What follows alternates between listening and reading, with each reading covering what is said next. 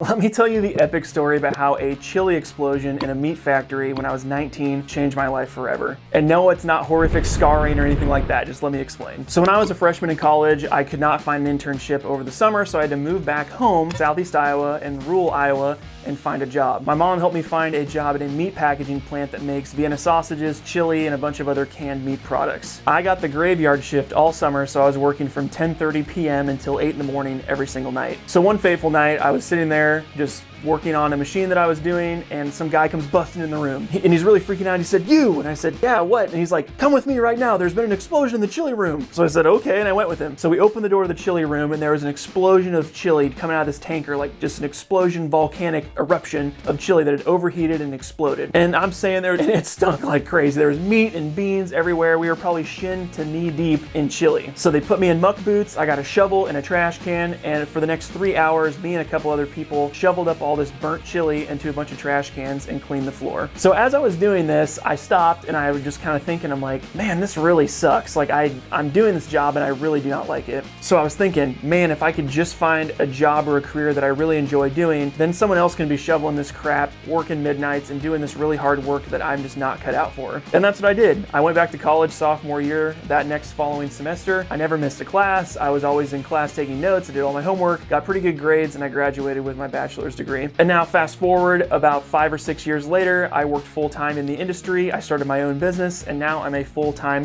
video business owner and out on my own. And I love going to work every day. The premise of the story is, if you don't put in the work and have clarity on what you want to do, you might end up shoveling chili at 3 in the morning. But I always tell people, if you have a vision for what you want to do and kind of a goal with your career, make that your priority and let some other schmuck shovel the chili. If you want to hear more bonkers stories about my real life, make sure to follow along here, and we'll see you in the next video. Peace.